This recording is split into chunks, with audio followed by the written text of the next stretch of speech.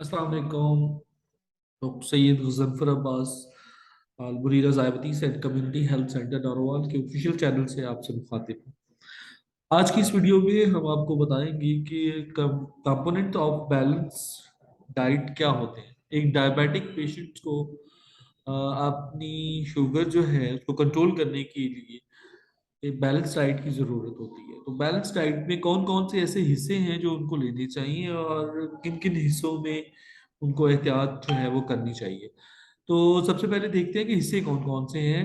सबसे पहले अगर देखा जाए तो सबसे जो मेजर पोर्शन है हमारे खाने का वो कार्बोहाइड्रेट्स है। कार्बोहाइड्रेट्स इसको निशास्ता भी बोलते हैं और इसका जो रोल है वो 50 to 60% है एक डायबिटिक पेशेंट में। तो अगर हम अपने कार्बोहाइड्रेट्स को कंट्रोल कर लें यानी ये निशास्ते की मिकदार को कंट्रोल कर लें तो उसमें हम बहुत सारी चीज़ों को जो है वो मैनेज कर सकते हैं।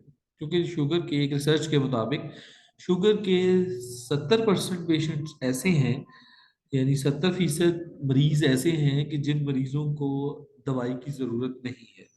वो अपने खाने के परहेज से अपने खाने को मुतवाजन करके अपनी शुगर को कंट्रोल कर सकते हैं। तो कार्बोहाइड्रेट्स का इसमें सबसे बड़ा पोर्शन है हमारे खानों में। तो इसको हम फर्दर आगे देखते हैं कार्बोहाइड्रेट्स में कौन कौन सी गजाएं आती हैं और हमें किस पोर्शन में वो लेनी चाहिए। कार्बोहाइड्रेट्स हैं, फैट्स हैं, प्रोटीन्स हैं और विटामिन्स और मिनरल्स हैं और वाटर हैं और कुछ ड्राई फ्रूट और फिजीज हैं जो हम यूज करते हैं।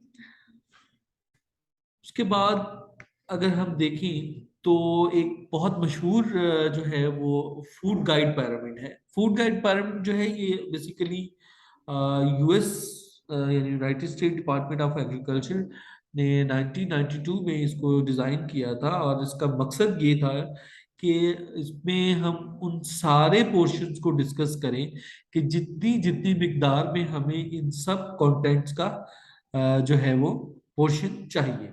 जैसे कि हम इससे पहले बात कर चुके हैं कि कंपोनेंट में कार्बोहाइड्रेट्स भी हैं, फैट्स भी हैं, प्रोटीन भी हैं और मिनरल्स भी हैं। तो इन्हीं फूड पिरामिड्स को हमने जो है वो इसमें डिजाइन किया है कि किस तरह से जो है वो एक डायबिटिक पेशेंट को अपनी डाइट रखनी चाहिए।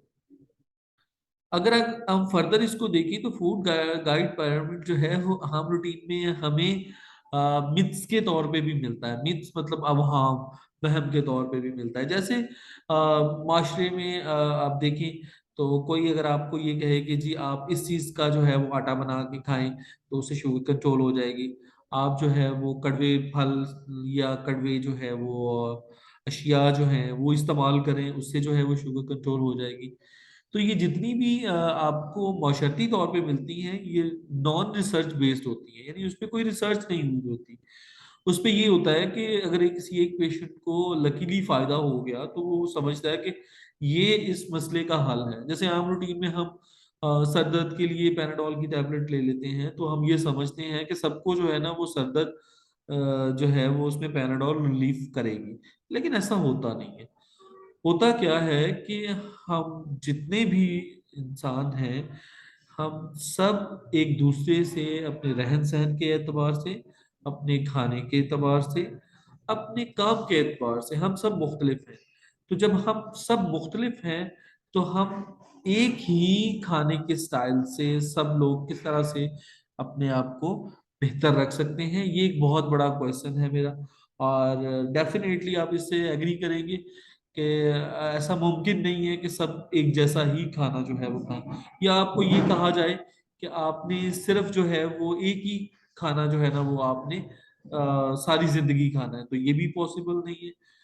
तो फूड गाइड पिरामिड जो है ये एक कॉन्सेप्ट देता है कि जिसमें आप अपने खानों में तनासुब ला सकते हैं। आपको पता चल सकता है कि कौन सी चीज आपने ज्यादा मिकदार में खा सकते हैं आप, कौन सी चीज है जो आपने हफ्ते में एक आध दफा खानी है, कौन सी चीज है जो आपने जो है वो बिल्कुल नहीं खानी।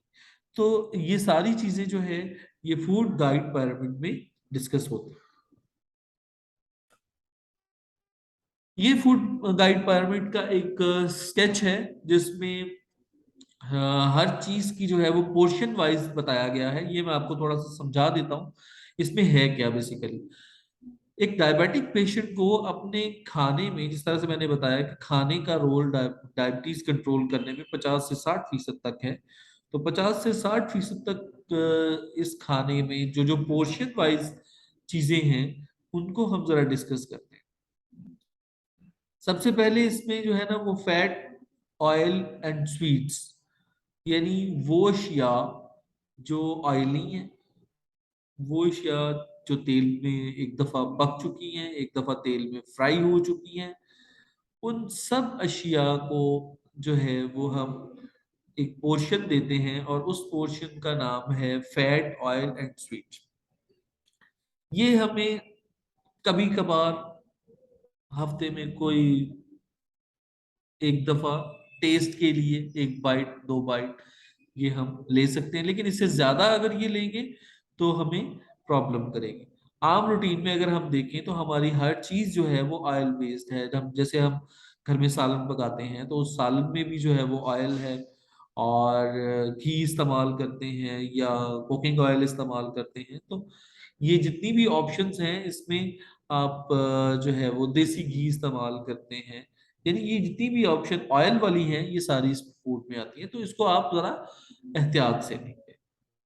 उसके बाद जो पोर्शन है वो पोर्शन है हमारा प्रोटीन पोर्शन। प्रोटीन पोर्शन में क्या क्या चीजें आती हैं? सबसे पहले तो इसमें बेकरी आइटम आती है। बेकरी आइटम में कौन कौन सी चीजें हैं? जैसे मिल्क है, जैसे दूध है, यानी कि जैसे जो है वो मक्खन है, जैसे मक्खन से बनी हुई वो मुख्तलिफ अशिया हैं। इनको हमने 2 से 3 सर्विंग जो है वो पर वीक, यानी हफ्ते में 2 से 3 सर्विंग जो है वो हम इनकी ले सकते हैं। यही फूड चॉइसेस में अगर हम प्रोटीन में बात करें कि प्रोटीन में और कौन कौन सी चीजें आती हैं, उसमें जितने भी हमारे गोश्त हैं, जैसे रेड मीट जिसे हम बोलते हैं, यानी लाल गोश्त बोलते हैं, ये लाल गोश्त जो है वो इसमें आता है, मुर्गी इसमें आती है, मछली इसमें आती है, ठीक है। और इनको हमने, और इसके अलावा जो है ना इसमें अंडे हैं, और जो ड्राई फ्रूट हम यूज करते हैं वो हैं। तो इसको भी हम 2 से 3 सर्विंग में ले सकते हैं पर वीक। अच्छा, उसके बाद जो पोर्शन है वो है वेजिटेबल पोर्शन। वेजिटेबल पोर्शन जो है ये बल्क में आप ले सकते हैं। इसमें जो है वो बल्क का मतलब ये नहीं है कि अब आपने जो है ना वो उसको अगर बैठे हैं तो आपने 1 किलो आलू की चिप्स खा ली है।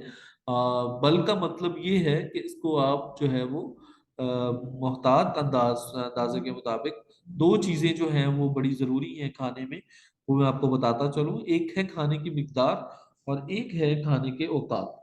अगर आपने सॉरी, अगर आपने इन दोनों चीजों का ख्याल रखा तो आप बड़े आराम से इसको जो है वो मैनेज कर सकते हैं। तो ये 3 से 5 दफा की सर्विंग है, यानी दिन में जो है वो 3 दफा आप इसको नॉर्मली ले सकते हैं, और हफ्ते में जो है वो इसकी 5 सर्विंग बनती है। इस ग्रुप में जो है वो जितनी भी सब्जियां हैं वो आती हैं, लेकिन इसमें एक चीज का आपको पता होना चाहिए कि कुछ चीजें जो है वो इसमें हाई इंडेक्स हैं, यानी कि उनका ग्लाइसेमिक इंडेक्स जो है वो हाई है। ग्लाइसेमिक इंडेक्स बोलते हैं कि किसी भी चीज का फौरी तौर पे खून में शामिल हो जाना, या फिर जो है वो आहिस्ता आहिस्ता से जो है वो उसका शामिल होना। तो जो स्लो रिलीज जितनी भी इसमें चीजें हैं वो सारी जो है वो होती हैं लो ग्लाइसेमिक इंडेक्स कहलाती हैं। और जो जल्दी से खून में शामिल होती हैं, जैसे चबाने वाली चीजें जो हैं वो लो होती हैं, और जैसे पीने वाली चीजें हैं फ्रूट्स में या जूसेस में, तो ये सारी जो है ना वो हाई ग्लाइसेमिक इंडेक्स रखती हैं। तो इनको जो है वो आपने एहतियात से लेना है। तो ये आप 2 से 4 सर्विंग जो है ना वो आप फ्रूट की ले सकते हैं। और वेजिटेबल्स की बात करें तो वो 3 से 5 सर्विंग आप ले सकते हैं। सर्विंग का मतलब है कि आप वीक में इसकी जो है वो इस तरह से कॉम्बिनेशन कर सकते हैं। उसके बाद जो बड़ा पोर्शन आपको सबसे नीचे नजर आ रहा है, इस पोर्शन का मतलब ये है कि ये सबसे बड़ा आपको नजर आ रहा है, तो ये 50 to 60% जो है वो हमारे कार्बोहाइड्रेट्स हैं। इसमें कौन कौन सी चीजें आती हैं? इसमें ब्रेड, रोटी जो हम खाते हैं, उस ब्रेड को जो है वो चाहे वो गंदम से बनी है, चाहे वो किसी और आटे से बनी है, तो ये सारी जो है ना वो इसमें आती है। सीरियल्स यानी इसमें दालें होती हैं, और राइस चावल है इसमें जो हमारी बड़ी मनपसंद गजा है, और पास्ता है। लेकिन इसकी जो सर्विंग है वो 6 to 11 सर्विंग जो है वो हम पर वीक जो है ना वो हम इसको ले सकते हैं।